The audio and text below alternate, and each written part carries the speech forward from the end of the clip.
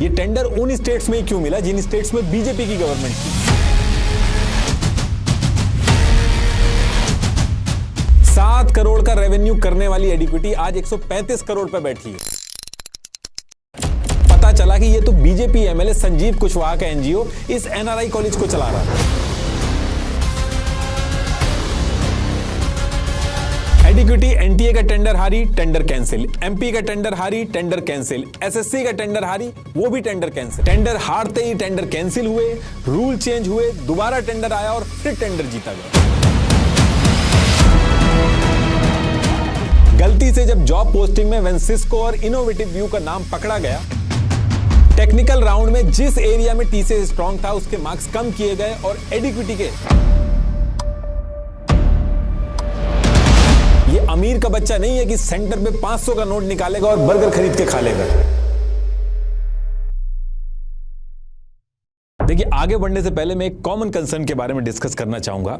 India की geographical positioning की वजह से डार्क स्पॉट, पिगमेंटेशन और टैनिंग होना एक कॉमन स्किन कंसर्न है और हम इंडियंस की स्किन मेलानिन रिच होती है। मेलानिन एक पिगमेंट सेल है जो हमारे स्किन टोन को डिफाइन करता है। ये हमारी स्किन को यूवी रेडिएशन से प्रोटेक्ट करता है, लेकिन अगर ये ओवर प्रोड्यूस हो तो पिगमेंटेशन भी हो सकती है। इंटेंस यूवी एक्सपोजर और बढ़ते हुए एयर पॉल्यूशन की वजह से हमारे स्किन का मेलानिन प्रोडक्शन बढ़ रहा है और कोलाजन डिक्रीज हो रहा है। इस वजह से स्किन टेक्सचर और कॉम्प्लेक्शन अनइवन होते जा रहे हैं और पिगमेंट स्पॉट एक कॉमन स्किन कंसर्न बन चुका है। और जब बात आती है स्किन को ट्रीट करने की, तो आप ट्रस्ट कर सकते हैं derma touch bright and even skin tone face wash को, जिसमें है नियासिनामाइड जो कि स्किन ब्राइटनिंग में हेल्प करता है, कोजिक एसिड जो प्रिवेंट करता है dark spot and uneven skin tone, and vitamin E to protect and nourish the skin. Doctors recommended India pharmacy का ये ब्रांड डर्मा टच बनाता है क्वालिटी प्रोडक्ट सभी स्किन कंसर्न्स के लिए। 4 स्टार रेटेड ये फेस वॉश का स्टार्टिंग प्राइस है सिर्फ 149 रुपीज, जो कि पॉकेट फ्रेंडली है। ये अवेलेबल है इनकी वेबसाइट dermatouch.com और Amazon, फ्लिपकार्ट, ब्लिंकिट जैसे सभी प्लेटफॉर्म पे और आपके नियरेस्ट फार्मेसी पे भी। तो टॉपिक पे वापस आते हैं। देखिए, आजादी से पहले ब्रिटिश गवर्नमेंट में जो हायर पोजीशंस के लिए हायरिंग्स होती थी, उसके लिए अलग से कमीशन था, फेडरल पब्लिक सर्विस कमीशन यानी कि एफपीएससी। ये गवर्नमेंट जॉब्स के एग्जाम्स करा के हायरिंग कराती थी, लेकिन दिक्कत इसमें यह थी कि रिक्रूटमेंट के टाइम पे इसमें रेशियल डिस्क्रिमिनेशन होता था, पॉलिटिकल इंटरफेरेंस होता था, सिफारिशें लगती थी। ब्रिटिशर्स को अगर कोई क्रिटिसाइज कर दे तो उसको नहीं रखा जाता था। अब इसके बाद जब हमारा देश आजाद हुआ तो डिस्कशन उठा कि जो पहले एग्जाम का सिस्टम था वो अनफेयर था और इंडिया को अगर आगे बढ़ना है तो ब्यूरोक्रेसी के अंदर पॉलिटिकल इंटरफेरेंस नहीं होना चाहिए, वरना जो पार्टी जीत के पावर में आएगी वो अपने फायदे के हिसाब से रिक्रूटमेंट कराएगी। इन्हीं सारी चीजों को देखते हुए ईयर 1950 में जब हमारा कॉन्स्टिट्यूशन बना तो ब्रिटिश राज के इस पुराने फेडरल पब्लिक सर्विस कमीशन को चेंज करके union public service commission UPSC कर दिया गया और यूपीएससी को कॉन्स्टिट्यूशनल स्टेटस आर्टिकल 315 टू 323 में डाला गया। और ऐसा करने से हुआ ये कि यूपीएससी की पावर, उसका रोल, उसमें जो मेजर चेंजेस होंगे वो ऐसे ही अपने हिसाब से चेंज नहीं हो पाएंगे, बल्कि उसके लिए आर्टिकल 368 के तहत पार्लियामेंट्री कॉन्स्टिट्यूशनल अमेंडमेंट करना होगा। अब इससे फायदा यह हुआ कि जो टॉप लेवल की गवर्नमेंट जॉब्स थी जैसे आईएएस, आईपीएस, आईआरएस, इनके लिए एक सेंट्रलाइज रिक्रूटमेंट बॉडी बन गई। अब ये तो बन गई, लेकिन इनके नीचे जो सब ऑर्डिनेट लेवल का जो काम होता था जैसे data operator, stenographers, inspectors, clerks, इनकी भर्ती के लिए कोई सेंट्रलाइज बॉडी नहीं बनाई गई। और जब इसमें ऐसा कुछ नहीं किया गया तो इसकी वजह से हुआ ये कि इन सब ऑर्डिनेट लेवल की जॉब्स के लिए गवर्नमेंट का हर डिपार्टमेंट और स्टेट जो थी वो अपनी जरूरत के हिसाब से अलग अलग वैकेंसी निकालने लगे। सारे डिपार्टमेंट अपना अलग सिलेबस, अलग एग्जाम, अलग इंटरव्यू करा के हायरिंग करते थे। और ऐसा करने से दिक्कत ये हुई कि सेम एजुकेशन लेवल की जॉब्स के लिए स्टूडेंट्स को बार बार अलग फॉर्म भरना पड़ता था, अलग एग्जाम देना पड़ता था और इस वजह से स्टूडेंट्स का पैसा और टाइम तो बर्बाद होता ही था, गवर्नमेंट के रिसोर्सेज भी एक ही काम के लिए बार बार खराब होते थे। और 4 नवंबर 1975 को सब ऑर्डिनेट सर्विसेज कमीशन एसएससी बनाई गई, जिसका नाम आगे चल के ईयर 1977 में स्टाफ सिलेक्शन कमीशन कर दिया गया। अब इस कमीशन के बनने से एक सेंट्रलाइज बॉडी बन गई और सेम रैंक की जॉब्स के लिए कॉमन एग्जाम वगैरह होने लगे। लेकिन इसमें एक दिक्कत थी कि इसको यानी कि एसएससी को यूपीएससी की तरह कॉन्स्टिट्यूशनल आर्टिकल 315 से 320 में नहीं रखा गया और यहीं से सारी दिक्कतों की जड़ें स्टार्ट होती हैं, क्योंकि जो गवर्नमेंट पावर में आई उसने अपनी कन्वीनियंस के हिसाब से चलाना शुरू किया। और इस टाइम पे जब एसएससी को बनाया गया था तो इसमें कोई प्राइवेट प्लेयर्स नहीं थे ऑफलाइन रिटन एग्जाम होते थे और एसएससी खुद एग्जामिनर्स अपॉइंट करती थी और जो क्वेश्चन पेपर्स बनते थे वो सिक्योर गवर्नमेंट प्रेस में प्रिंट करवाए जाते थे और जो गवर्नमेंट बिल्डिंग्स होती थी, स्कूल कॉलेजेस होते थे गवर्नमेंट, उसके अंदर गवर्नमेंट टीचर्स के थ्रू एग्जाम करवा दिए जाते थे। कहने का मतलब है कि सारा का सारा जो काम था वो गवर्नमेंट के अंडर में था, कोई भी चीज प्राइवेट नहीं हुई थी इस समय एसएससी में। अब देखिए, जब ये सिस्टम इंप्लीमेंट हुआ तो काफी दिनों तक तो कोई दिक्कत नहीं हुई, लेकिन ईयर 2000 आते आते जैसे जैसे इंडिया के अंदर एजुकेशन का लेवल बढ़ा तो एसएससी में एप्लीकेंट्स के नंबर भी बहुत तेजी से बढ़े। 30-30 लाख से भी ज्यादा एप्लीकेशंस एक साथ आने लगी और इसकी वजह से मिसमैनेजमेंट के केसेस भी सामने आने लगे,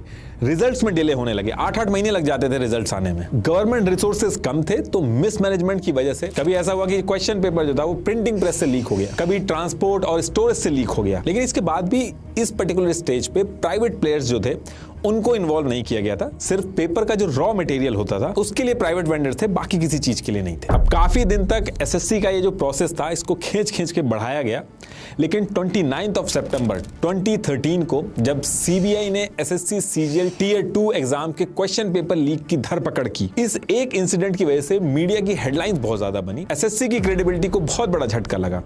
government of India and department of personal and training DOPT तुरंत हरकत में आई और 2 साल तक मल्टीपल प्लानिंग के बाद ईयर 2015 में यह डिसाइड हुआ कि इन सब चीजों से निपटने के लिए अब एसएससी के एग्जाम सीबीटी यानी कि कंप्यूटर बेस्ड टेस्ट के थ्रू करवाने होंगे। प्लान इन्होंने सिंपल सा बना रखा था कि एसएससी के क्वेश्चन पेपर को बना के एक सिक्योर सर्वर में एनक्रिप्टेड फॉर्म में डालेंगे और जिस दिन एग्जाम होगा स्टूडेंट्स कंप्यूटर पे एग्जाम देने बैठेंगे, वहीं पे क्वेश्चन पेपर डिक्रिप्ट होगा। थॉट इसके पीछे इनका यह था कि हर स्टेप में ये जो पेपर लीक के इंसिडेंट आ रहे हैं वो खत्म हो जाएंगे। अब प्लान तो बना लिया गया कंप्यूटर बेस्ड टेस्ट कराने का एसएससी के अंदर, लेकिन इसको इंप्लीमेंट करने के लिए पूरे देश के अंदर एक डिजिटल इंफ्रास्ट्रक्चर की जरूरत थी। कंप्यूटर लैब्स चाहिए थी ताकि इन लैब्स के कंप्यूटर का यूज करके स्टूडेंट्स एग्जाम दे सकें। सिक्योर एग्जाम सॉफ्टवेयर चाहिए था जिसमें एक एनक्रिप्टेड क्वेश्चन पेपर लोड हो। मल्टीपल सिटीज में एक साथ ये एग्जाम करवाने के लिए नेटवर्क और सर्वर मैनेजमेंट चाहिए था जो गवर्नमेंट के पास नहीं था। और फिर इसी प्रॉब्लम को सॉल्व करने के लिए यहीं से एसएससी के अंदर एंट्री होती है प्राइवेट कंपनीज की। 15 जनवरी 2016 को एसएससी देश के अंदर सीबीटी कंप्यूटर बेस्ड टेस्ट करवाने के लिए फॉर्मल टेंडर निकालती है ताकि मल्टीपल प्राइवेट कंपनीज जिनके अंदर कैपेबिलिटी हो वो अप्लाई कर सकें इसके अंदर। एसएससी ने ये टेंडर निकालते टाइम रूल सिंपल रख रखा था। इनके रूल के हिसाब से सिर्फ वही कंपनीज अप्लाई कर सकती हैं जिनका कम से कम 3 साल का एवरेज टर्नओवर 75 करोड़ से ज्यादा हो और कम से कम 4 साल कंप्यूटर के थ्रू उन्होंने एग्जाम पहले करा रखे हो। ये उस टेंडर की कॉपी है, एक बार आप पढ़ के देख लीजिएगा। अब एसएससी जब ये टेंडर निकालती है और ये प्रोसेस पूरा कंप्लीट होता है तो 12 अप्रैल 2016 को सिफी टेक्नोलॉजीज लिमिटेड ये टेंडर जीत जाती है। और अब टेंडर जीतने के बाद सिफी को पहला एग्जाम एसएससी सीजीएल का करवाना था जो कि 27 अगस्त 2016 से स्टार्ट होने वाला था। अब 27 अगस्त 2016 को जब ये एग्जाम स्टार्ट होता है तो स्टार्ट होते ही दिक्कतें स्टार्ट हो जाती हैं। कहीं सर्वर डाउन, कहीं पावर बैकअप की दिक्कत, कहीं सिस्टम फ्रीज हो जा रहा था। जैसे तैसे करके मैनेज किया गया, लेकिन 17 फरवरी 2018 को जब मेन एग्जाम भी कंप्यूटर के थ्रू करवाया गया तो इसमें भी सेम दिक्कत आने लगी। और इसके साथ साथ इसमें एक और इशू क्रिएट हो गया। इसमें एनीडेस्क सॉफ्टवेयर का यूज करके रिमोट एक्सेस लेके चीटिंग के केस सामने आने लगे और जो सिक्योर्ड एनक्रिप्टेड क्वेश्चन पेपर था उसकी जो इमेजेस थी वो सोशल मीडिया और व्हाट्सएप पे वायरल होने लगी। पूरे मीडिया के अंदर बहुत ज्यादा केओस हुआ।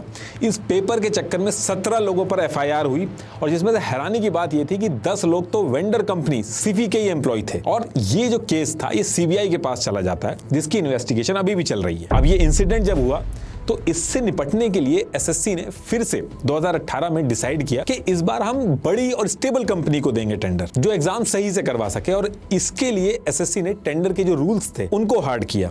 ये उस टेंडर की कॉपी है। इस टेंडर की बिडिंग प्रोसेस में एसएससी ने 2 कैटेगरीज बनाई थी वेंडर कंपनीज के लिए। पहली जो बड़ी कैटेगरी थी उसमें वो कंपनीज अप्लाई कर सकती थी जिन्होंने पास्ट में एक साथ 50 लाख से ज्यादा स्टूडेंट्स का कंप्यूटर बेस्ड एग्जाम करवाया हो। और दूसरी जो छोटी कैटेगरी थी उसमें वो कंपनीज अप्लाई कर सकती थी जिन्होंने पास्ट में 50 लाख से कम स्टूडेंट्स का कंप्यूटर बेस्ड एग्जाम करवाया हो। अब इस टेंडर के अंदर कई सारी कंपनीज आती हैं।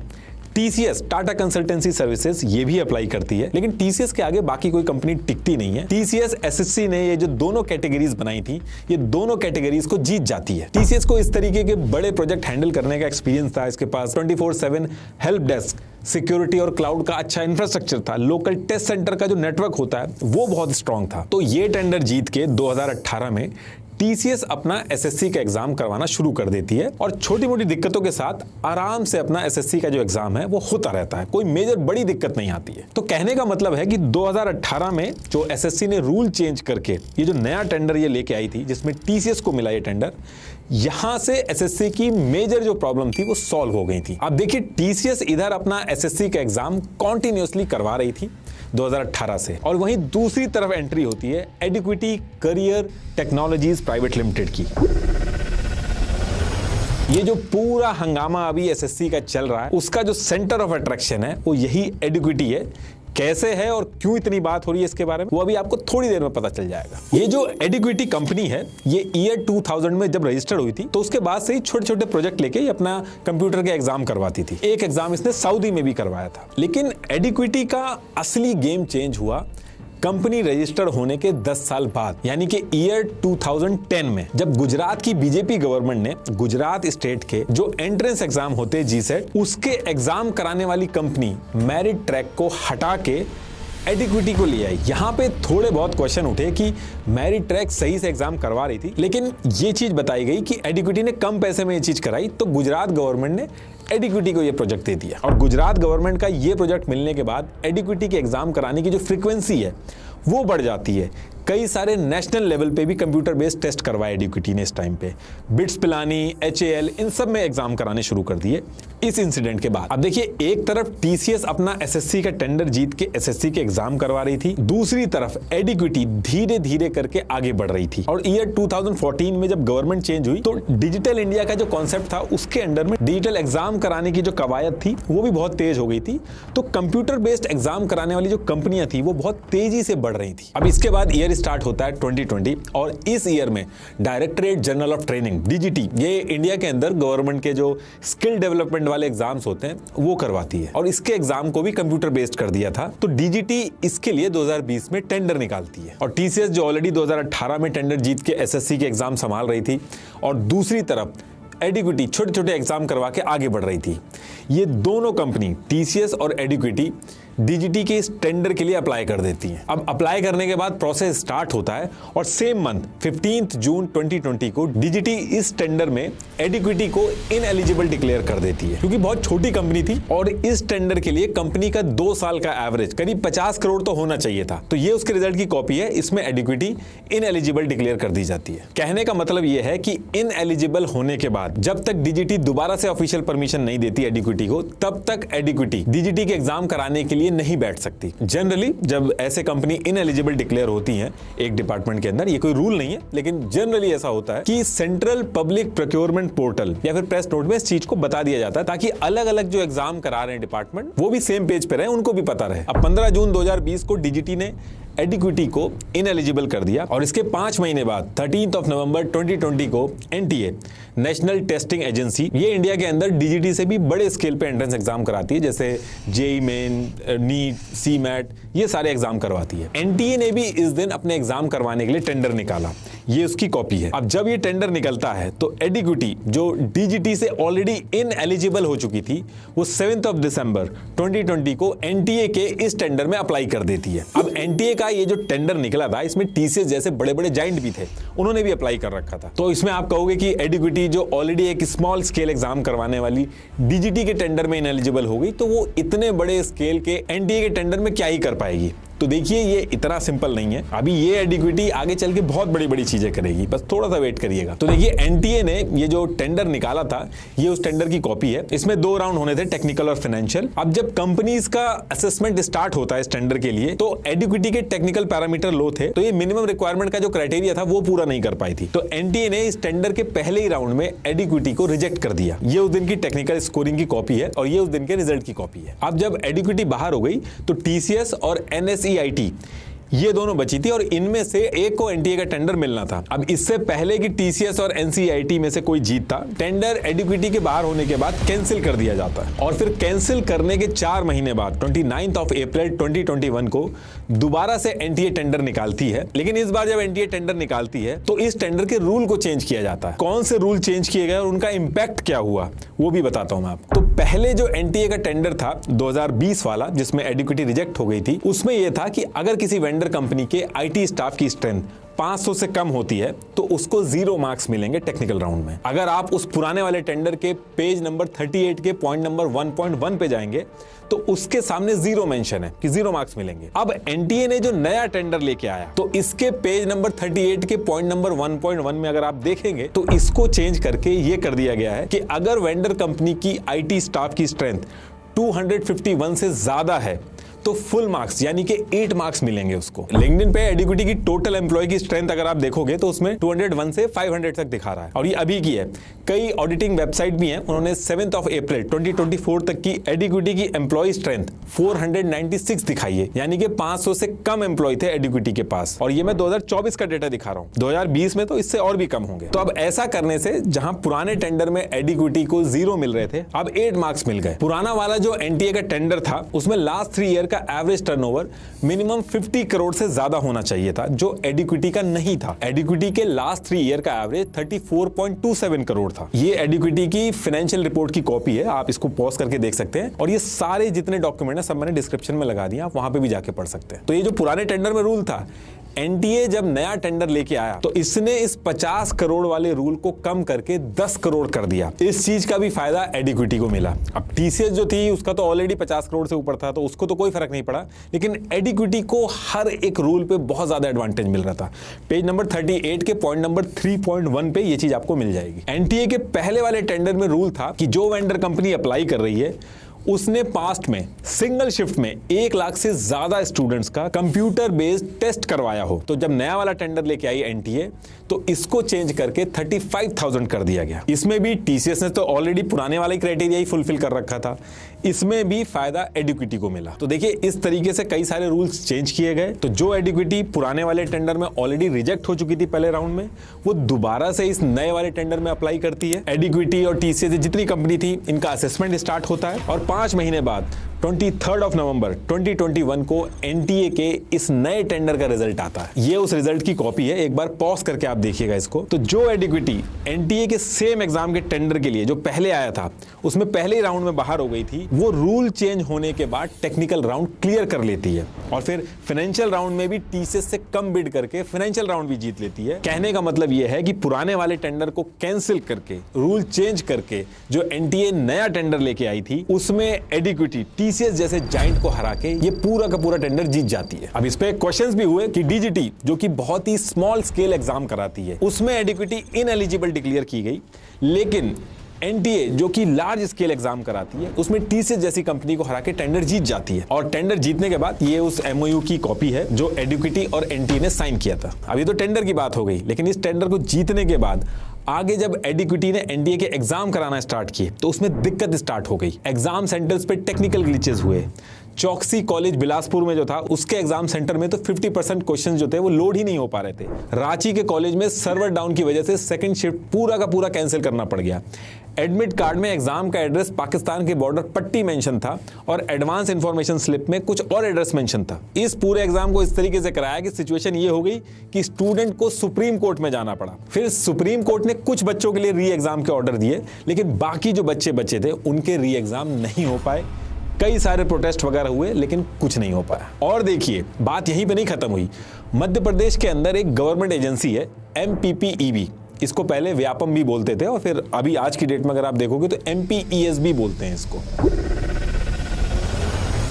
ये एमपी के अंदर एंट्रेंस और रिक्रूटमेंट के एग्जाम करवाती है। ये जो आप MP पटवारी, MP टेट, इन एग्जाम्स के जो नाम सुनते हो ये MPESB ही करवाती है मध्य प्रदेश के अंदर। तो जब एनटीए का टेंडर निकला था तो उसी के आसपास मध्य प्रदेश के अंदर भी MPESB ने एग्जाम कराने के लिए एक नया टेंडर निकाला था और प्राइवेट कंपनीज थी उनको इन्वाइट किया था कि आप आके एग्जाम कराने के लिए बिडिंग करिए। और इस टेंडर में भी एडिक्विटी अप्लाई करती है। एडिक्विटी के साथ एक और कंपनी थी NSEIT, इसने भी अप्लाई किया। यहां भी वही सेम चीज, पहले टेक्निकल राउंड शुरू होता है और जब टेक्निकल राउंड हो जाता है तो सेम मंथ में उसका रिजल्ट आता है। ये उस रिजल्ट की कॉपी है। इस रिजल्ट को अगर आप देखोगे तो ये जो कॉलम है इसमें NSE-IT के मार्क्स लिखे हुए हैं और इसके इधर इस तरफ आप देखोगे तो एडिक्विटी के मार्क्स लिखे हुए हैं। अब इस रिजल्ट की कॉपी के अंदर पेज नंबर 4 के A6 वाले सेगमेंट को देखिए आप, जो ये CMMI सर्टिफिकेशन वाला सेगमेंट है। इस सेगमेंट में अगर CMMI लेवल 5 का सर्टिफिकेशन है तो 4 मार्क्स मिलेंगे, अगर CMMI लेवल 3 का सर्टिफिकेशन है तो 3 मार्क्स मिलेंगे, बाकी अगर एडिशनली ISO वगैरह का सर्टिफिकेशन है तो 1 एक्स्ट्रा मार्क्स उसमें मिलेगा। अब इस सेगमेंट को मैं दिखा आपको इसलिए रहा हूं क्योंकि एडिक्विटी को इस सेक्शन में 5 मार्क्स दिए गए हैं और ये 5 मार्क्स तभी मिलेंगे जब एडिक्विटी के पास CMMI लेवल का सर्टिफिकेशन होगा और वो भी लेवल 5 का होगा। तो अब इसमें क्वेश्चन ये है कि क्या एडिक्विटी के पास CMMI लेवल 5 का सर्टिफिकेशन था, या 5 छोड़ो उससे छोटा CMMI लेवल 3 का सर्टिफिकेशन था उस पर, तो था या नहीं था, उसके बारे में भी डिस्कस करते हैं। अब देखिए एडिक्विटी की अगर आप वेबसाइट पे जाएंगे तो छोटे मोटे सारे सर्टिफिकेशन उसने अपनी वेबसाइट पे मेंशन किए, लेकिन CMMI लेवल 5 सर्टिफिकेशन का कहीं भी मेंशन नहीं है। अब इसको अगर आप एक तरह से गलती भी मान लें, हो सकता है नहीं लिखा हो, अगर आप CMMI इंस्टीट्यूट के ग्लोबल ऑफिशियल डेटाबेस में भी अगर आप देखोगे जैसे पार्स है तो वहां पे भी एडिक्विटी का CMMI लेवल 5 नहीं दिख रहा है। CMMI लेवल 3 का सर्टिफिकेशन दिख रहा है, लेकिन वो भी 2024 का दिख रहा है। लेकिन ये जो हम बात कर रहे हैं MP के एग्जाम के टेंडर की, ये ईयर 2020 की है, तो इसका मतलब है कि एडिक्विटी के पास CMMI लेवल 3 और 5 दोनों ही इस टाइम पे नहीं था। इनफैक्ट 2019 की एक प्री बिड क्वेरी में एडिक्विटी ने खुद एक्सेप्ट किया था कि उनके पास CMMI लेवल सर्टिफिकेशन नहीं है, प्रोसेस में है, एग्जैक्ट ये लिखा था, आप पॉज करके पढ़ लेना एक बार। इसके साथ साथ एडिक्विटी ने अपनी ऑफिशियल वेबसाइट में अपनी कंपनी का एक जर्नी का कॉलम बना रखा है जिसमें ईयर वाइज एडिक्विटी ने अपनी अचीवमेंट मेंशन करी है। हर एक चीज मेंशन है, हर एक सर्टिफिकेशन ईयर वाइज उस जर्नी में मेंशन है। CMMI लेवल 3 भी मेंशन है 2024 में, लेकिन इस पूरी जर्नी में कहीं भी CMMI लेवल 5 सर्टिफिकेशन का मेंशन नहीं है। जो 3 भी मेंशन है वो 2024 का है, 2020 का नहीं है। लिंक्डइन पे जाके भी एडिक्विटी का जो कंप्लायंस मैनेजर था उसकी प्रोफाइल अगर आप देखोगे, जो कि सर्टिफिकेट दिलवाता है CMMI का, उसने मेंशन कर रखा है अपनी प्रोफाइल में कि उसने एडिक्विटी को CMMI लेवल 3 दिलवाया है। और ये जो कंप्लायंस मैनेजर है इसने एडिक्विटी के साथ 2022 से काम करना स्टार्ट किया। तो कहने का मतलब ये है कि MP के अंदर ये जो टेंडर निकाला गया 2020 के अंदर, इस टाइम पे एडिक्विटी के पास CMMI लेवल 5 तो छोड़िए, लेवल 3 भी नहीं था। तो जो 5 मार्क्स दिए गए इस सर्टिफिकेशन के लिए वो किस हिसाब से दिए गए, वो एक क्वेश्चन है।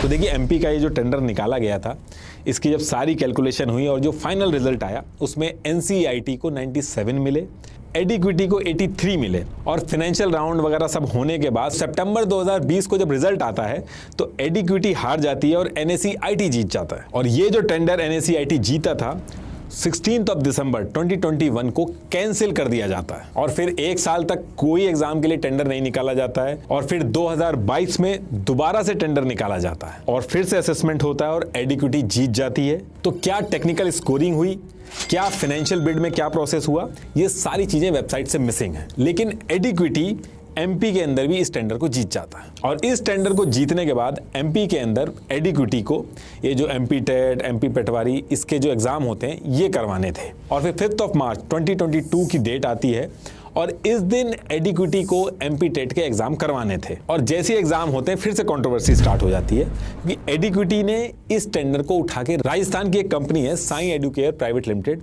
इसको दे दिया। अब इस चीज से मीडिया के अंदर रिपोर्ट्स पब्लिश होने लगी क्योंकि रूल के हिसाब से आप ऐसे टेंडर लेके अपना काम दूसरी कंपनी को उठा के नहीं दे सकते, लेकिन फिर भी उस पर ज्यादा कोई कार्रवाई नहीं होती। अब इन सारी दिक्कतों के बाद मध्य प्रदेश के अंदर एग्जाम स्टार्ट होते हैं और एग्जाम स्टार्ट होते ही सर्वर प्रॉब्लम, गलत एनरोलमेंट, कंप्यूटर सिस्टम में क्वेश्चंस अपलोड होने बंद हो गए और कुछ लोग मोबाइल एग्जाम सेंटर में लेके आ गए। लेकिन सबसे बड़ी दिक्कत स्टार्ट हुई जब स्टूडेंट्स ने पेपर लीक की कंप्लेन करना स्टार्ट की। एग्जाम सेंटर के अंदर से ये इमेज सोशल मीडिया के अंदर वायरल होने लगी, लेकिन गवर्नमेंट डिपार्टमेंट ने इस चीज को साफ मना कर दिया कि ये फेक न्यूज है, कोई पेपर वगैरह लीक नहीं हुआ है। लेकिन इसके कुछ दिन बाद जैसे ही ऑफिशियल पेज पे जब डिपार्टमेंट ने मॉडल आंसर अपलोड किए तो जो स्क्रीनशॉट वायरल हो रहे थे वो उनसे मैच हो गए। और फिर इसके बाद हर तरफ पेपर लीक को लेकर स्टूडेंट ने हल्ला किया, और जब बात बहुत ज्यादा बढ़ गई तो सेम डिपार्टमेंट ने अपने ऑफिशियल पेज से जो मॉडल आंसर का लिंक डाला था उसको हटा दिया।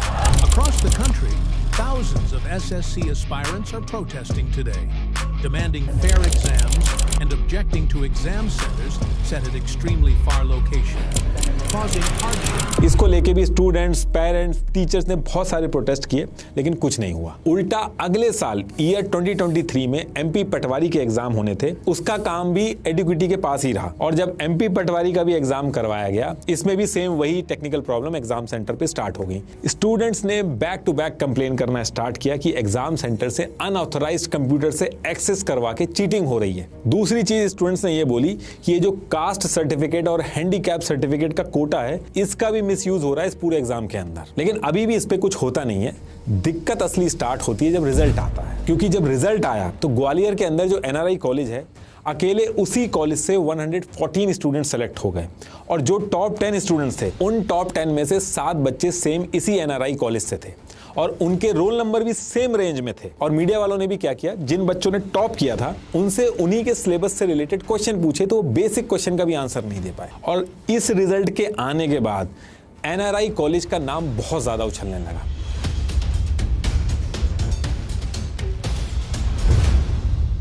और जब इस कॉलेज के बारे में रिपोर्ट पब्लिश होना स्टार्ट हुई तो पता चला ये college BJP MLA Sanjeev Singh Kushwaha का है। लेकिन ऑफिशियल कंफर्मेशन इस टाइम पे अभी भी नहीं हो पा रहा था कि इस कॉलेज में चल क्या रहा है। एनसीटीई का ऑफिशियल गैजेट नोटिफिकेशन था एक, उसमें अगर आप देखोगे तो फर्स्ट पेज के सेकंड पैरा में लिखा है कि ये जो एनआरआई कॉलेज है ये गुजराती देवी शिक्षा परासर एनजीओ का है, और बीजेपी एमएलए संजीव सिंह कुशवाहा इसी एनजीओ के सेक्रेटरी हैं। और 2018 और 2023 के इलेक्शन के टाइम पे इन्होंने जो एफिडेविट फाइल किए थे, उस टाइम पे बीएसपी में थे, उसमें भी इस एनजीओ के बारे में इन्होंने मेंशन कर रखा है। इनकी वाइफ ने भी इस एनजीओ में पैसे दिए हैं, ये उसकी कॉपी है, एक बार आप पॉज करके देख लेना। 12 जुलाई 2023 को इंडियन एक्सप्रेस ने भी इस चीज को कवर किया। अब देखिए ये जो बैक टू बैक चीजें हुई, ये एक ट्रिगर पॉइंट था कि ये चल क्या रहा है। सारे के सारे टेंडर जो हैं वो एडिक्विटी को ही क्यों दिए जा रहे हैं, और वो एग्जाम नहीं करा पा रही है। Back to back paper leak होने के एलिगेशन लग रहे हैं, उसके बाद भी इसको टेंडर दिए जा रहे हैं। और ये उन स्टेट में ही क्यों टेंडर एडिक्विटी को मिल रहे हैं जिसमें बीजेपी की गवर्नमेंट है। और जब एनआरआई कॉलेज का केस सामने आया जिसमें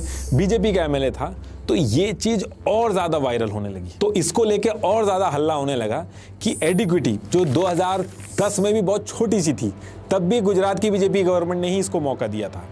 कोविड के टाइम पे 7 करोड़ के आसपास का रेवेन्यू था, 2023 आते आते सीधा 100 करोड़ से ऊपर का रेवेन्यू तक पहुंच गई है एडिक्विटी। तो ये सारी चीजें चल क्या रही हैं। अब यहां से back to back protest start हुए, गवर्नमेंट के खिलाफ नारेबाजी हुई। तो इसके चलते मध्य प्रदेश के सीएम शिवराज सिंह चौहान जी ने retired high court justice Rajendra Kumar Verma को अपॉइंट किया और इसकी इंक्वायरी स्टार्ट करवा दी। और इसके साथ साथ एनआरआई कॉलेज में जिन जिन लोगों का सेंटर पड़ा था, जो रिजल्ट आया था, उनके भी रिव्यू ऑर्डर दे दिए। एमपी पटवारी 2023 के रिक्रूटमेंट अपॉइंटमेंट जो थे उनको रोक दिया गया। इंक्वायरी अभी भी चल रही है, अपॉइंटमेंट जो है वो अभी भी होल्ड पे है पुराने बच्चों की। अब एमपी के अंदर जब ये सारी चीजें चल रही थी तो लग रहा था कि अब एडिक्विटी को टेंडर नहीं मिलेगा, लेकिन होता इसका उल्टा है। सेम ईयर 2023 में महाराष्ट्र के एमबीए सीईटी का टेंडर भी एडिक्विटी को दे दिया जाता। और ये जो ईयर चल रहा था 2023, इसी ईयर में टीसीएस ने जो एसएससी एग्जाम करवाने का जो टेंडर जीता था 2018 में, उस टेंडर की भी डेट इसी ईयर में 2023 में एक्सपायर होने वाली थी। तो एसएससी को भी अपने एग्जाम्स कराने के लिए एक नया टेंडर निकालना था प्राइवेट कंपनीज के लिए। अब देखिए एसएससी का जो टेंडर होता है, ऑल ओवर इंडिया में एग्जाम कराने होते हैं, तो ये बड़ा टेंडर होता है। इसके रूल्स भी ऐसे होते हैं कि बड़ी कंपनीज ही अप्लाई कर सके। 2018 में जो एसएससी का टेंडर निकला था, ये उसकी कॉपी है। एसएससी के इन रूल्स के हिसाब से एडिक्विटी इस टेंडर में एलिजिबल ही नहीं थी। वैसे भी अगर आप देखोगे तो एडिक्विटी ने इससे पहले 100 करोड़ तक के भी टेंडर नहीं करवाए थे। तो एसएससी का ये जो नया टेंडर था, ये 250 करोड़ से ऊपर था। तो प्रैक्टिकली टीसीएस को हरा के एडिक्विटी का जीतना पॉसिबल नहीं लग रहा था। कहने का मतलब ये है कि एसएससी के पुराने रूल्स जो थे, अगर वही रहते तो एडिक्विटी एलिजिबल नहीं हो पाता। लेकिन इसके बाद 2 नवंबर 2023 की डेट आती है, और इस डेट को क्या होता है कि एसएससी नया टेंडर निकालती है। अब निकालती तो है, लेकिन इसके रूल्स चेंज कर देती है। और जब ये रूल्स चेंज होकर टेंडर निकाला, तो जो एडिक्विटी पुराने टेंडर के रूल्स के हिसाब से एलिजिबल नहीं थी, अब इस नए टेंडर के रूल्स के हिसाब से एलिजिबल हो गई। और ये चीज हुई कैसे, वो भी समझाता हूं आपको। देखिए पुराना जो टेंडर था एसएससी का, उसके रूल के हिसाब से एसएससी ने 2 कैटेगरीज बनाई थी।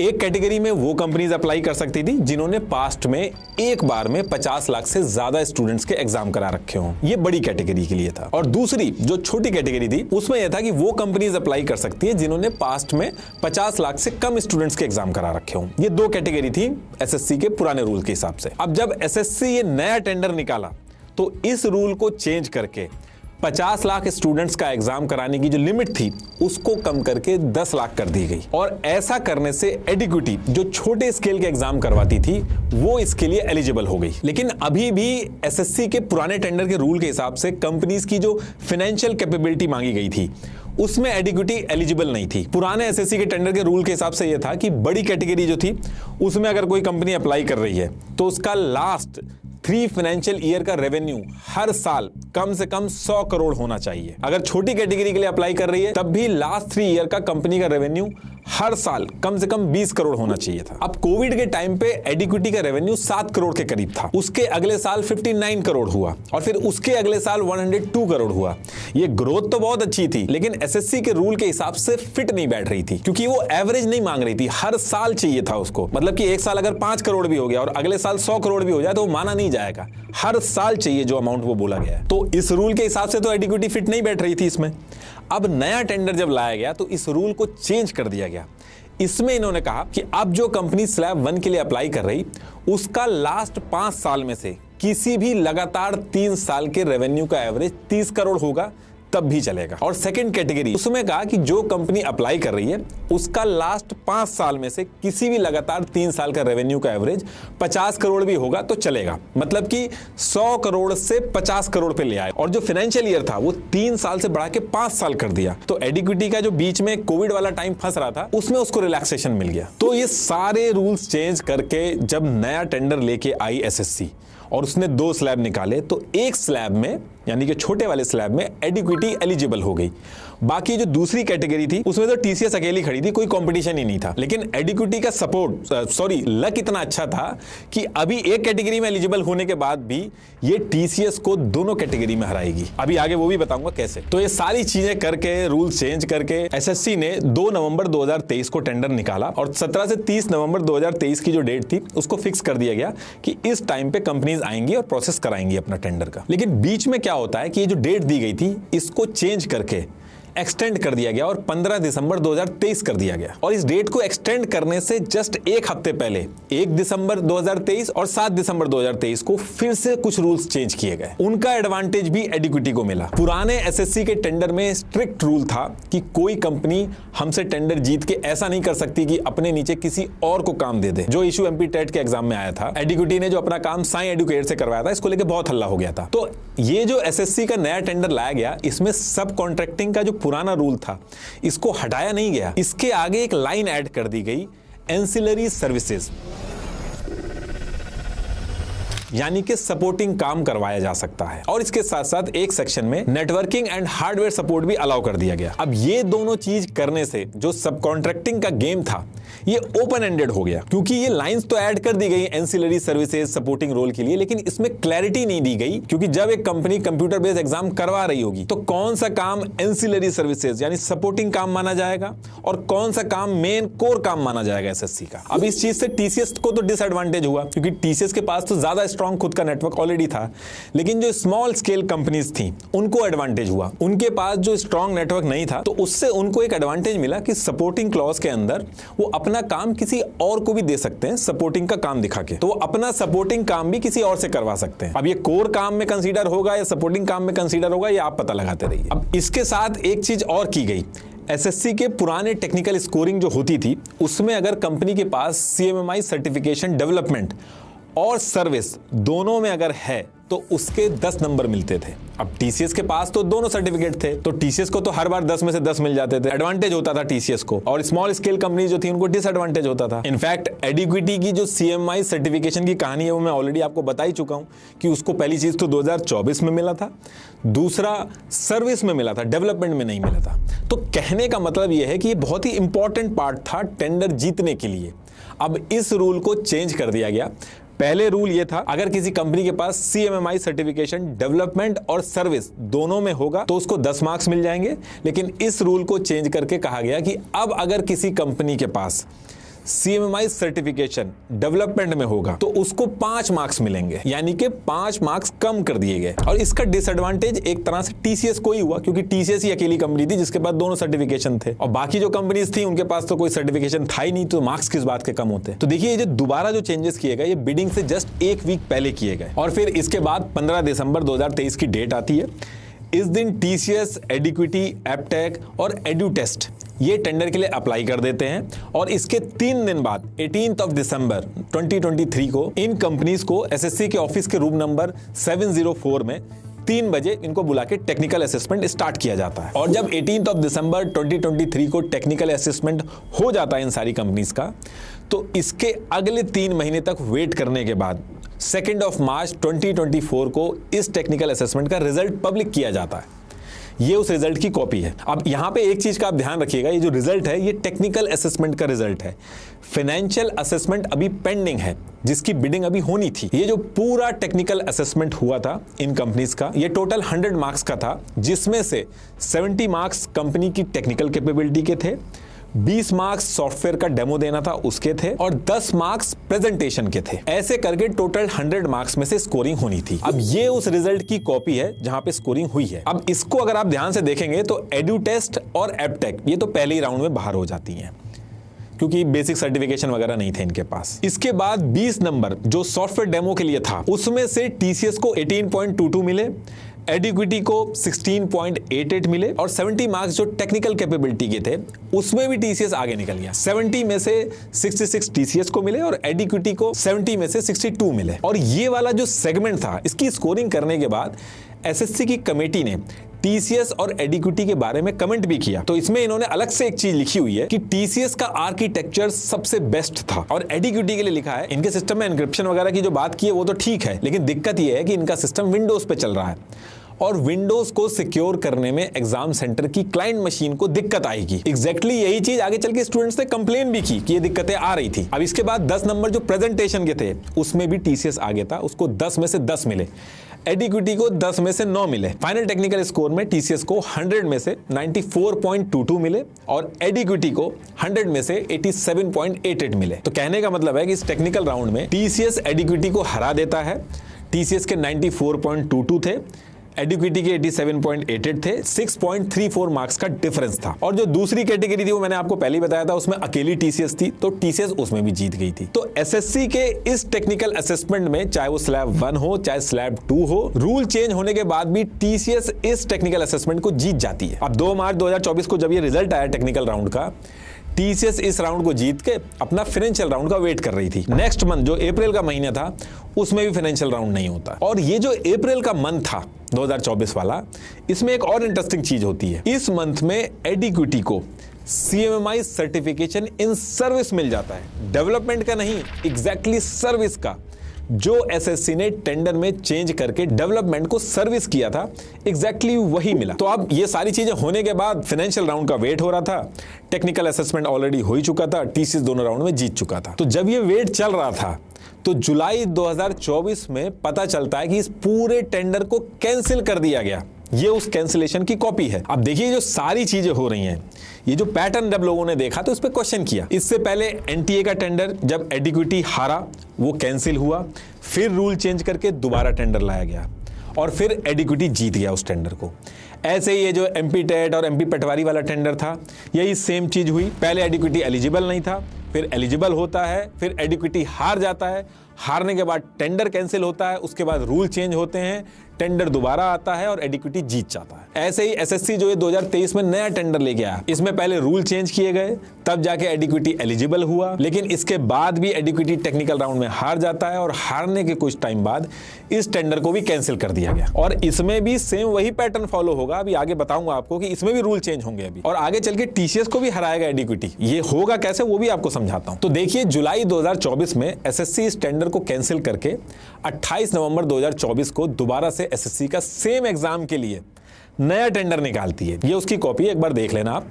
इन सब की कॉपी मैंने डिस्क्रिप्शन में लगा रखी है, एक बार आप डिटेल में जरूर पढ़िएगा। अब जब एसएससी के इस टेंडर को दोबारा लाया गया तो इसमें कुछ चेंजेस फिर से किए गए। अगर आपको याद हो, इससे पहले वाले टेंडर में एडिक्विटी एक स्लैब में क्वालिफाई कर पाई थी, जिसमें 5 साल का एवरेज 30 करोड़ था। एक स्लैब में क्वालिफाई कर पाई थी, दूसरे स्लैब में क्वालिफाई नहीं कर पाई थी। दूसरे स्लैब में टीसीएस अकेली थी। अब जब एसएससी इसके बाद फिर से ये जो टेंडर लेके आई तो इन्होंने इसके रूल चेंज किए। इन्होंने कहा कि अब 2 अलग से कैटेगरी नहीं होंगी, दोनों को मिला के इन्होंने एक कैटेगरी बना दी। और उसमें कहा कि लास्ट 5 फाइनेंशियल ईयर में से कोई भी रैंडम 3 साल का एवरेज टर्नओवर 30 करोड़ होगा तो कंपनी एलिजिबल हो जाएगी। अब कोई कैटेगरी 1 कैटेगरी 2 नहीं होगी। तो जो पहले एडिक्विटी सिर्फ एक कैटेगरी में क्वालिफाई कर पाई थी, अब उसका चक्कर ही खत्म हो गया था। अब जो जीतेगा इस टेंडर को वो पूरा का पूरा कैटेगरी 1, 2 सब ले लेगा। इसके बाद एक चीज और चेंज की गई। पहले रूल था कि वेंडर कंपनी अगर टेंडर में अप्लाई करना है तो गवर्नमेंट एजेंसी से सर्टिफिकेशन लाना होगा कि वो कहीं से ब्लैक लिस्ट नहीं है। इस रूल को भी चेंज करके ये किया गया कि अब सर्टिफिकेशन की जरूरत नहीं है कि आप ब्लैक लिस्ट हो के नहीं। अगर वेंडर कंपनी की ऑथराइज सिग्नेटरी वो खुद से एक सेल्फ डिक्लेरेशन दे देगी तो उसको ब्लैक लिस्ट नहीं माना जाएगा। ये जो सेल्फ डिक्लेरेशन होगा इसी को हम प्रूफ मान लें। अब देखिए, पुराने टेक्निकल राउंड में एडिक्विटी और टीसीएस के टेक्निकल स्कोर में 6.34 का डिफरेंस था, लेकिन इस नए वाले टेंडर में ये जो गैप था 6.34 मार्क्स का, ये काफी हद तक खत्म हुआ। पुराने टेंडर में अगर कंपनी के पास खुद का डेटा सेंटर और डिजास्टर रिकवरी होता था तो उसके 7 मार्क्स मिलते थे, लेकिन नए वाले टेंडर में इसको 2 सेगमेंट में डिवाइड करके 10 पॉइंट्स कर दिए गए और ओनरशिप क्लॉज जो था उसको हटा दिया। मतलब कि अब अगर रेंटेड भी होगा तो चलेगा। अब टीसीएस के पास तो अपना खुद का था तो उसको पूरे नंबर मिलते थे, लेकिन जब ये चेंज हुआ तो एडिक्विटी जैसी स्मॉल स्केल कंपनीज को भी बेनिफिट हुआ। पुराने टेंडर में टीसीएस को प्रेजेंटेशन में 10 में से 10 मिले थे, एडिक्विटी पीछे था। तो इस नए टेंडर में पूरे प्रेजेंटेशन के जो पॉइंट थे उनको कम करके 5 नंबर कर दिए गए। और ये जो 1 साल से ये पूरा टेंडर होल्ड पे था एसएससी का, तो इस पूरे फाइनेंशियल ईयर में एडिक्विटी 4 में से 3 बड़े गवर्नमेंट प्रोजेक्ट मिले थे इसको। इसके चक्कर में इसका जो एनुअल टर्नओवर है 134.73 करोड़ हो गया, जो कोविड में 7 करोड़ पे था। बहुत बड़ी ग्रोथ हुई एडिक्विटी की। तो इसके चक्कर में 100 करोड़ से ऊपर का एवरेज चला गया एडिक्विटी का। और एवरेज अगर 100 करोड़ से ऊपर होता है तो मार्क्स ज्यादा मिलते हैं, तो इसका बेनिफिट भी हुआ इसको। तो देखिए, इतनी लंबी कहानी की बजाय अगर मैं आपको शॉर्ट में बताऊं तो जो रूल्स चेंज हुए वो इस तरह से चेंज हुए, जो एरिया टीसीएस के लिए प्लस थे उनके मार्क्स या तो कम किए गए या हटा दिए गए, और जो एरिया एडिक्विटी को हेल्प कर सकते थे जैसे रीसेंट टर्नओवर, रेंटेड इंफ्रा, इनका वेटेज बढ़ा दिया गया। तो जो 6.34 मार्क्स का जो डिफरेंस था वो कम हो गया। और इसके साथ 1-2 चीजें और की गई जिसमें एडिक्विटी को एडवांटेज हुआ। एसएससी का एक मॉडल था QCBS model, quality and cost based selection model. इसको एसएससी अपने टेंडर में यूज करता था ताकि जो वेंडर एसएससी के एग्जाम करवाने के टेंडर भरने आए उसको सिर्फ पैसों के बेस पे ना सेलेक्ट किया जाए, बल्कि उसकी टेक्निकल कैपेबिलिटी को ज्यादा इंपॉर्टेंस मिले, क्योंकि तभी एसएससी के बच्चों के एग्जाम सही से हो पाएंगे। तो एसएससी के इस मॉडल के रूल के हिसाब से यह था कि टेक्निकल राउंड के जो मार्क्स होते थे उसको 70% वेटेज दी जाती थी, और फाइनेंशियल राउंड के जो मार्क्स होते थे उसको 30% वेटेज दी जाती थी, और उसके बाद फिर फाइनल स्कोर बनता था। लेकिन इस नए टेंडर में इस 70 to 30% वाला जो QCBS मॉडल था इसको चेंज करके 65 to 35% वाले मॉडल में कन्वर्ट कर दिया। मतलब कि अब नए टेंडर में टेक्निकल राउंड का वेटेज 70% से घटाकर 65% हो गया, और फाइनेंशियल राउंड का जो वेटेज था वो 30% से बढ़ा के 35% कर दिया गया। इससे हुआ ये कि एक कंपनी की एग्जाम करने की कैपेबिलिटी को कम करके वो बिडिंग में कितने कम पैसे में एग्जाम कराएगी उसको इंपॉर्टेंस दे दी गई, और ये चीज एडिक्विटी के लिए गेम चेंजर साबित हुई। और ये जब सारे चेंज हो गए तो इसी साल 19 फरवरी 2025 को एसएससी के हेडक्वार्टर रूम नंबर 414 में सारी वेंडर कंपनीज आई। टेक्निकल राउंड हुआ इनका। इस टेक्निकल राउंड में किसके किस सेगमेंट में कितने मार्क्स थे ये पब्लिक ही नहीं किए गए। पुराने टेंडर में जो मार्क्स दिए गए थे उनकी डिटेल्स हैं कि किसको कितने नंबर मिले, कैसे मिले, लेकिन नए वाले के टेक्निकल राउंड में एक्चुअल में हुआ क्या वो नहीं पता चला। अगर आप गवर्नमेंट वेबसाइट के टेक्निकल समरी वाले सेक्शन में जाओगे तो पुराना टेक्निकल असेसमेंट की डिटेल्स तो मिल जाएंगी, लेकिन नया यहां से हटा दिया गया। बस जिस कमेटी ने टेक्निकल असेसमेंट कराया था उनके नाम मेंशन है, जो कि पुरानी वाली टीम से अलग नाम है। तो इसलिए इस नए एसएससी के टेंडर में टेक्निकल राउंड में किसको कितने मिले ये पता ही नहीं चल। और जो आप अभी हाल फिलहाल में सुन रहे होंगे कि टीसीएस को टेक्निकल में इतने मिले, एडिक्विटी को इतने मिले, वो पुराने मार्क्स है। गलती से लोग नए टेंडर को समझ के मेंशन कर रहे हैं। तो इसके टेक्निकल राउंड में क्या हुआ, कितने मार्क्स मिले, इसकी डिटेल्स कहीं भी नहीं है ऑनलाइन। लेकिन इस राउंड होने के बाद नेक्स्ट डे 20 फरवरी 2025 को फाइनेंशियल राउंड करवाया जाता है। ये उसकी कॉपी है। तो इस फाइनेंशियल राउंड में टीसीएस ने 311 रुपीज पर स्टूडेंट बिड किया, एनएससीआईटी ने 289 रुपीज पर स्टूडेंट बिड किया, लेकिन एडुकेटी ने सरप्राइजिंगली बहुत ही कम 171 रुपीज पर स्टूडेंट बिड कर दी। तो टेक्निकल राउंड के बाद एग्जैक्टली उसमें किसके कितने नंबर आए ये तो पब्लिक नहीं किया गया। उसके बाद फाइनेंशियल राउंड हुआ, उसमें ये बिडिंग हुई, और फिर इसके बाद जब फाइनल रिजल्ट आता है तो पता चलता है कि एडिक्विटी ने टीसीएस जैसी बड़ी कंपनी को हरा के एसएससी का पूरा टेंडर जीत लिया। अब यहां से एसएससी के एग्जाम एडिक्विटी को करवाने थे। अब देखिए ये जो टेंडर है एडिक्विटी के पास गया, उसने फाइनेंशियल बिडिंग कम करी थी, लेकिन ऐसा नहीं है कि एसएससी टीसीएस को अफोर्ड नहीं कर सकता था। एसएससी जो है वो एप्लीकेशन फी, आंसर की चैलेंज फी, एप्लीकेशन करेक्शन फी, इन सब से तो कमाता है, और ये पैसा बैंक में डिपॉजिट करके जो इंटरेस्ट आता है उससे भी कमाता है। ऊपर से एसएससी को हर साल अलग से बजट भी एलोकेट किया जाता है, जो कि यूनियन बजट के अंदर डीओपीटी के थ्रू दिया जाता है। इसी साल की बात करें तो 515.15 करोड़ दिया गया था। इससे पहले वाले में 584.92 करोड़ दिया गया था, और उससे भी पहले 426.72 करोड़ दिया गया था। कहने का मतलब है कि बजट की कमी नहीं थी, उसके बाद भी एडिक्विटी को दिया गया। एसएससी ने इस टेंडर को टीसीएस की बजाय एडिक्विटी को देने से हर साल 224 करोड़ का फायदा बनाया। ये टेंडर 6 साल का है तो 1340 करोड़ का फायदा होगा। और एडिक्विटी जो ईयर 2000 में रजिस्टर्ड हुई थी उसको 135 करोड़ के एनुअल रेवेन्यू पे पहुंचने में 24 साल लग गए थे, और इस एक टेंडर के मिलते ही 273 करोड़ रेवेन्यू पर ईयर होगा। वो भी एडिक्विटी को इतना बड़ा प्रोजेक्ट मिला, इससे पहले एडिक्विटी ने 100 करोड़ तक का प्रोजेक्ट नहीं हैंडल किया था। खुद तो एसएससी ने टीसीएस को टेंडर ना देके पैसे बचाए, लेकिन स्टूडेंट से जो एप्लीकेशन के पैसे थे वो कम नहीं किए, उनसे सेम पैसे लिए गए। चाहे एप्लीकेशन फीस हो, चाहे क्वेश्चन करेक्शन के लिए जो अप्लाई करते हैं उसकी फीस हो, सब सेम रखी गई। कहने का मतलब है कि अपने पैसे तो बचाए, लेकिन स्टूडेंट के पैसे कम नहीं किए गए। स्टूडेंट ने सेम पैसा देके लो क्वालिटी सर्विस ली। अब देखिए एसएससी ने इस टेंडर को 171 रुपीज पर स्टूडेंट लेके एडिक्विटी को तो दे दिया, लेकिन एडिक्विटी को इन कम पैसों में पैन इंडिया में लार्ज स्केल के एग्जाम भी करवाने थे अभी, और एडिक्विटी के पास टीसीएस के लेवल का इंफ्रा नहीं था। तो ये एग्जाम कराना एडिक्विटी के लिए भी बहुत आसान नहीं था। अगर पुराना रूल होता तो उसमें साफ मेंशन था सब कॉन्ट्रैक्टिंग या अपना काम किसी और से कराना अलाउड नहीं है। लेकिन मैंने जैसे बताया था कि जब नया टेंडर लाया गया तो उसमें सब कॉन्ट्रैक्टिंग के साथ एक लाइन ऐड कर दी गई थी, एंसिलरी सर्विसेज, नेटवर्किंग और हार्डवेयर सपोर्ट, मतलब कि सपोर्टिंग काम करा जा सकता है। और ये करने से हुआ क्या वो भी समझाता हूं। ये दिखने में बहुत सिंपल लग रहा है, लेकिन ऐसा करने से एक कंफ्यूजन क्रिएट हो गया। एसएससी के टेंडर में ऑन पेपर तो ये दिख रहा है कि सब कॉन्ट्रैक्टिंग नहीं करा सकता एडिक्विटी, लेकिन अगर एडिक्विटी अपना काम दूसरी कंपनी से करवाने लग जाए तो उसका आप कुछ कर नहीं सकते, उसको आप कोर्ट में नहीं ले जा सकते, क्योंकि कोई बाउंड्रीज सेट नहीं की गई कि एग्जाम कराने के लिए एंसिलरी सर्विसेज और सपोर्टिंग काम कौन सा है और मेन काम कौन सा है और मेन कोर काम कौन सा है, और इसका फायदा एडिक्विटी को हुआ। ऐसा मैं क्यों कह रहा हूं वो भी बताता हूं आप। अब फरवरी 2025 का एसएससी का टेंडर जीतने के बाद एडिक्विटी को इसी साल 24 जुलाई 2025 से लेके 1 अगस्त 2025 के बीच में पूरे इंडिया के अंदर एसएससी का सिलेक्शन पोस्ट फेज 13 के एग्जाम करवाने थे। अब देखिए जब ये एग्जाम की डेट आई तो उससे जस्ट एक महीने पहले लिंक्डइन पे कुछ अलग नाम की कंपनियों ने कंप्यूटर बेस्ड एग्जाम में जो इक्विपमेंट चाहिए होते हैं उससे रिलेटेड पोस्ट डालने चालू कर दिए। अब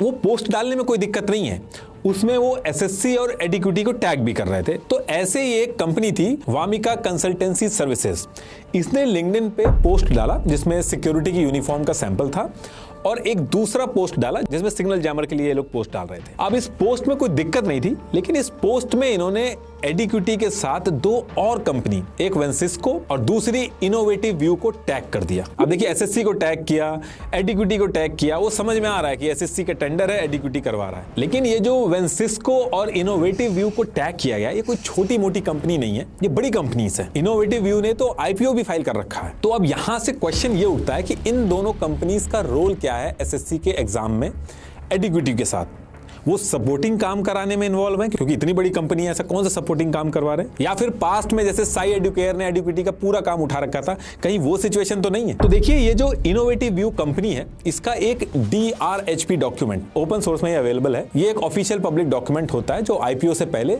सेबी को सबमिट करते हैं। इस डॉक्यूमेंट में इनोवेटिव व्यू ने एडिक्विटी को अपना क्लाइंट दिखा रखा है कि ये इनको IT का इंफ्रास्ट्रक्चर प्रोवाइड कराता है। अब जब एक कंपनी DRHP के डॉक्यूमेंट में एडिक्विटी को अपना क्लाइंट दिखा रही है, तो यहां से SSC टेंडर इवैल्यूएशन कमेटी को देखना चाहिए कि एडिक्विटी की डिपेंडेंसी इनोवेटिव व्यू जैसी कंपनीज पे कितनी है। पता चले SSC से एडिक्विटी ने टेंडर उठाया और ग्राउंड पे अपना पूरा IT इंफ्रास्ट्रक्चर इनोवेटिव व्यू लगा के एग्जाम करा रही है। ये सिचुएशन भी हो सकती है, और ये सारी चीजें मैं बोल इसलिए रहा हूं, वो भी बताता हूं आपको। जब SSC का एग्जाम होना था, जो कि एडिक्विटी को करवाना था, उससे 7 दिन पहले एडिक्विटी को तो छोड़ो, जिसको एग्जाम कराना वो तो नहीं पोस्ट कर रहा है, उसकी बजाय 7 दिन पहले बैंगलोर के अंदर जो लोकल फेसबुक ग्रुप्स थे और जो कंसल्टिंग कंपनीज थी जो हायरिंग वगैरह करती थी, उनमें से कई कंसल्टिंग कंपनीज ने कंप्यूटर बेस्ड एग्जाम से रिलेटेड हायरिंग करने के लिए पोस्ट करने लगी, और ये बहुत ज्यादा पोस्ट हो रहे थे एग्जाम से जस्ट पहले। इन्हीं सारे पोस्ट में से एक कंसल्टिंग कंपनी ने गलती की। गलती मैं इसलिए बोल रहा हूं क्योंकि जनरली जब सब कॉन्ट्रैक्टिंग छुपानी होती है तो कंसल्टिंग कंपनीज को इंस्ट्रक्शन होते हैं कि एंड क्लाइंट का नाम आप अपने रोल्स एंड रिस्पॉन्सिबिलिटी में नहीं मेंशन करते हैं। तो ये जो कंसल्टिंग कंपनी थी, इसने नाम मेंशन किया। तो एक कंसल्टिंग कंपनी ने ये गलती की, उसने CCTV ऑपरेटर की जॉब पोस्ट की बेंगलोर के फेसबुक जॉब ग्रुप में। इस जॉब पोस्ट को आप एक बार पॉज करके पढ़ना। इसमें इस कंसल्टिंग कंपनी ने डायरेक्ट एडिक्विटी, इनोवेटिव व्यू और SSC का नाम मेंशन किया है। अब इसकी रिस्पॉन्सिबिलिटी एक बार आप पढ़िए। Coordination with innovative view execution team to ensure information is shared with SSC officials, serve as a primary liaison with SSC authorities, manage SSC related records, end-to-end project delivery plans, implement strategies to resolve SSC related escalations। देखिए, ये कोई एडिक्विटी का supporting काम नहीं है, ये SSC का core काम है, जिसका टेंडर एडिक्विटी को दिया गया है। SSC ने एडिक्विटी का टेक्निकल असेसमेंट किया था, इनोवेटिव व्यू का नहीं किया था। तो इनोवेटिव व्यू का नाम क्यों पोस्टिंग्स में आ रहा है और डायरेक्टली नाम लिया जा रहा है इनोवेटिव व्यू का और SSC का? इनोवेटिव व्यू के कई सारे ऐसे एम्प्लॉइज हैं, अगर आप लिंक्डइन पे जाओगे, उनकी प्रोफाइल चेक करोगे तो उन्होंने साफ लिख रखा है कि उन्होंने SSC के एग्जाम करवाए हैं। अब देखिए, SSC, एडिक्विटी, वेंसिस्को, इनोवेटिव व्यू, उसके नीचे भी कहीं वामिका कंसल्टिंग, कहीं और कोई कंसल्टिंग, और इतनी लेयर जब किसी गवर्नमेंट प्रोजेक्ट में होती हैं एग्जाम्स कराने के लिए, तो हर लेवल पे जो कंपनी इन्वॉल्व होती है वो अपना मार्जिन रख के काम आगे कराती है, जिसकी वजह से एग्जाम सेंटर जो एंड पॉइंट है वहां की क्वालिटी कॉम्प्रोमाइज होती है। अल्टीमेटली स्टूडेंट सफर करते हैं, और यही रीजन है कि सब कॉन्ट्रैक्टिंग पुराने वाले टेंडर में SSC के बैन करी गई थी, लेकिन एंसिलरी सर्विसेज और सपोर्टिंग का ये जो छोटी सी लाइन थी, इसको ऐड करके ये पूरा ओपन एंडेड हो गया। ऐसे ही वेंसिस्को 16 जुलाई 2025 को SSC के एग्जाम शुरू होने से 8 दिन पहले ग्लासडोर पे जॉब पोस्ट करी है, और उसमें वो मेंशन कर रही है कि गवर्नमेंट एग्जाम कराने के लिए सेंटर इंचार्ज चाहिए, और इसकी भी अगर आप रिस्पॉन्सिबिलिटी देखोगे तो इसमें जो कोर एक्टिविटी है एग्जाम करवाने की वो मेंशन है, सपोर्टिंग मेंशन नहीं है। लेकिन इसमें आप इसको बेनिफिट ऑफ डाउट दे सकते हैं कि इसने गवर्नमेंट एग्जाम के लिए बोला है, SSC एडिक्विटी का नाम यहां पे मेंशन नहीं किया। लेकिन जब एग्जाम से एग्जैक्ट 7 दिन पहले सेम रिस्पॉन्सिबिलिटी लिख के एग्जैक्ट आप उसी चीज की जब जॉब पोस्ट करते हो तो फिर डाउट आता है। अब देखिए, स्टूडेंट्स, पेरेंट्स, टीचर्स सब इस एग्जाम के अंदर जो ये मिसमैनेजमेंट चल रहा था, इसको लेके डेली क्वेश्चंस कर रहे थे। आप अगर SSC के स्टूडेंट्स और टीचर से बात करेंगे तो वो सीधा कैमरे पे आके कह रहे हैं एग्जाम सेंटर के अंदर इक्विपमेंट जो थे वो 3rd ग्रेड के यूज हो रहे थे, कहीं स्टाफ ट्रेन नहीं था, कहीं कंप्यूटर लैब्स खराब थी, क्वेश्चन पेपर ही लोड नहीं हो रहे थे, सर्वर डाउन था, एकदम रिमोट एरिया में, कहीं भैंस के तबेले के पास एग्जाम सेंटर था। राजस्थान के बच्चे का एग्जाम सेंटर अंडमान निकोबार में दे दिया, क्योंकि अच्छे एग्जाम सेंटर इतने पैसे में एग्जाम करवाने को मना कर देते हैं। तो इंडिया की ज्योग्राफी में कहीं भी जहां सस्ते में मिले वहां पे एग्जाम सेंटर दे दो। बाकी एडमिट कार्ड के अंदर आप देखोगे लोकेशन कोई और, एक्चुअल एग्जाम जहां होना है वो कहीं और। ऐसी कंप्लेन से भरा पड़ा है पूरा यूट्यूब, ऐसी 55,000 कंप्लेन्स हुई हैं। देखिए, SSC के एग्जाम कराने में और होने में क्या क्या दिक्कतें आई हैं वो स्टूडेंट, टीचर्स और पेरेंट्स ने ऑलरेडी इतनी उठाई दिखाई हैं कि आपको ऑलरेडी पता होगा, आप यूट्यूब पे एक सर्च मारेंगे पता चल जाएगा, तो उसको मैं रिपीट नहीं करूंगा। इस वीडियो को बनाने का जो पर्पस था मेरा वो ये था कि जो स्टूडेंट्स इतने दिन से कहना चाह रहे हैं, समझाना चाह रहे हैं, वो मैं आपको बता पाऊं। और उसके साथ साथ एक चीज और आपको समझनी होगी कि ये एसएससी एग्जाम ग्रुप बी और ग्रुप सी कैटेगरी के लिए होते हैं। इसमें देश के मजदूर, किसान, गरीब फैमिली के बच्चे भी बैठते हैं। उनके पास इस एग्जाम के अलावा दूसरा कोई ऑप्शन नहीं है अपने परिवार को गरीबी से निकालने का। ये सुनने में बड़ा ही आसान लगता है, यूपी का स्टूडेंट अगर दूर भी हो गया तो क्या हो गया। देखिए, इन एग्जाम में ऐसे बच्चे भी बैठते हैं जिनके पास चप्पलें तक नहीं है। आप जब दूर ले जाके पूरे दिन लेट करके एग्जाम करवाते हो तो वो अमीर का बच्चा नहीं है कि 500 का नोट निकालेगा और बर्गर खरीद के खा लेगा। वो 10 रुपए भी नहीं निकालेगा, पूरे दिन भूखा घूमेगा। एग्जाम के अंदर आपने खुद गलत क्वेश्चन वहां पे डाल दिया है, आपकी गलती है। स्टूडेंट अगर उस गलती को चैलेंज कर रहा है तो आप उससे पैसे ले रहे हैं, चलिए आप ले भी रहे हैं, और जब वो सही साबित हो रहा है तो उसके पैसे वापस नहीं कर रहे हैं। एग्जाम सेंटर्स में बैग रखने तक की जगह नहीं है। स्टूडेंट इतनी दूर एग्जाम देने जा रहा है तो वो बैग लेके आया, उसको बैग तक रखने की सहूलियत नहीं है। एग्जाम सेंटर के अंदर वो बैग ले जा नहीं सकता और बाहर रखेगा तो चोरी होने का डर है।